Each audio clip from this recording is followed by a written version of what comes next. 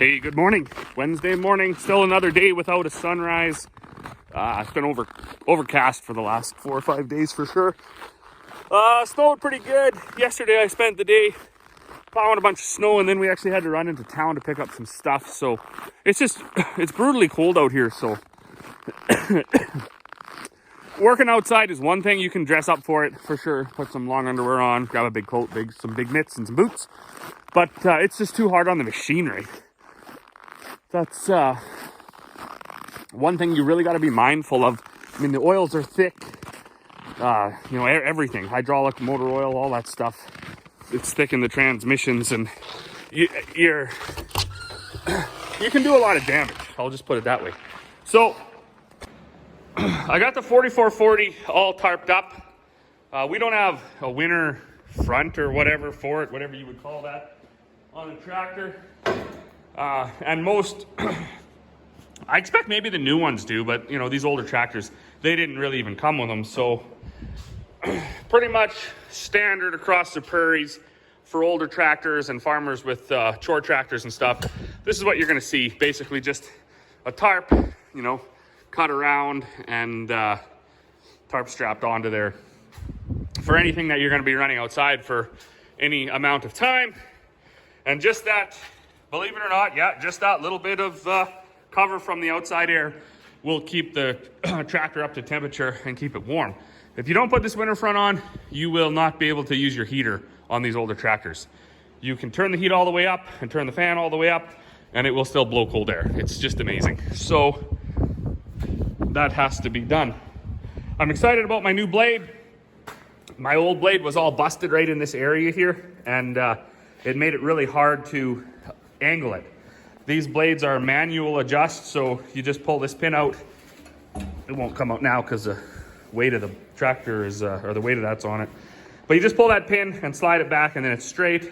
Pull that pin on the other side and move it to that hole, and then it's angled the other way.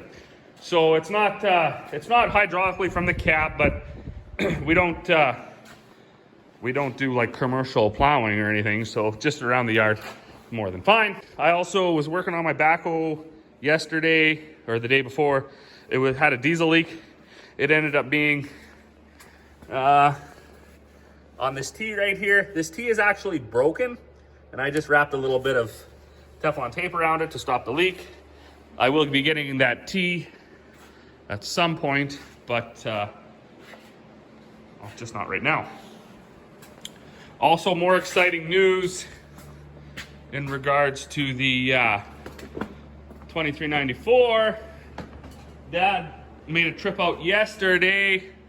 So we've been doing the interior of this cab. I got the new upholstery in and roof liner and stuff. Buddy was in here cleaning it a bit with the armor all, but new seats in. So gonna be, I didn't ever see this tractor when it was new. It was too little. But yeah, my dad said the seat kind of used to look like this. Back cushion, seat, and a couple armrests. Our old seat looks like this.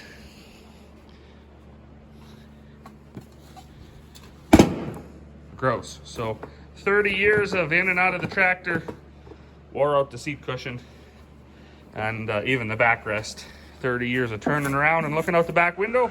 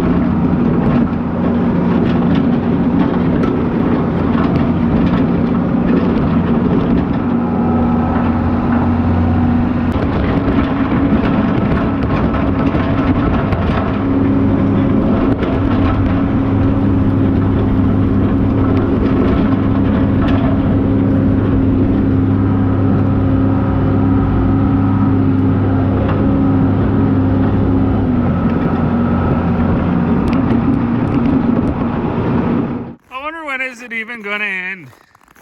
I moved all the totes from here over to there because I had plowed the snow. But if you look close, you can see it's starting to snow again. Unbelievable. And it's cold too. It's only, well, it's warmed up. It's minus 26. They're talking about it being minus 39 tonight. Like no, minus 39 temperature. And usually they don't get it right, especially around our area. We're like usually 5 degrees cooler than they think it's going to be. So it's possible that it's going to be like minus 43 tonight. That sucks. Like, oh, my thing's all fogged up here. Let me get her. Oh, that should be better. Yeah, wow, like, that's brutal. Anyways, I got, life's pretty good though, can't complain. Got these gloves. They even look like junk, but they're not. My dad, he got them, he was helping somebody clean out their garage, car hold, whatever you call it. And these were in the box. So the liner comes right out, which is amazing. And then it's just a leather pouch you stick your hand back in. The craziest thing about them though, they're super warm. They're like the warmest mitts I've ever put on. And they, like lots of gloves with liners, it's just almost impossible to ever get the glove back in. But these just go right in. Boom. Amazing. I thought they were one piece when I first put them on. And I was like, well, that's going to suck. They're going to get wet inside and it's going to suck. But they didn't. But one thing that did happen, I got a little cut here, so I'm gonna have to find a needle and thread, stitch that back up, go from there. Barry, I left my sunglasses in the back, I gotta grab them, and then I'm gonna take the 4440 back out and plow the snow where I just moved the totes, and then I'm gonna move all the full totes from over by the molasses tanks over to the spot that I just plowed, and then I'm gonna plow there because we're hopefully gonna get another load of molasses right away because, well, we're out. Just what's in the totes, that's all we got left. All right, well, I got the seat installed and the, well, the upholstery was already in. So some of this plastic, a guy's not really gonna be able to do much with. It did crack over time because it expands and contracts and gets bumped into, but whatever, it is what it is. I still got that console out over there because I want to figure out this diff lock switch. I'm pretty sure it's just a switch that doesn't work because Dad said the diff lock did work. It just, I mean, it failed at some point, so could just be that switch. Other than that, it's pretty much supper time. It's amazing how much more room you can get when you take a stack or two of them tanks out. So I get the tractors back in. It's supposed to get down to like minus 41 tonight. That is gonna suck.